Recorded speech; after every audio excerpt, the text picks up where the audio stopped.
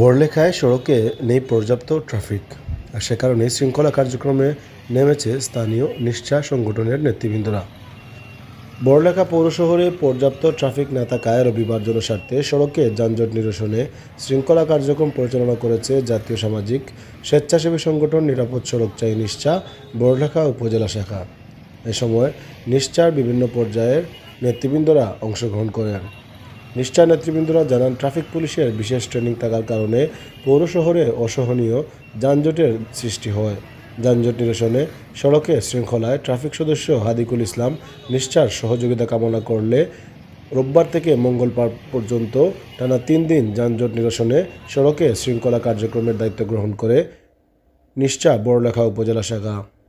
এদিকে নিরাপদ সড়ক চাই নিষ্ঠা বড়লেখা উপজেলা শাখার নেতৃবৃন্দের এমন মানবিক এবং সামাজিক উদ্যোগকে স্বাগত জানিয়েছেন সুধীজনরা।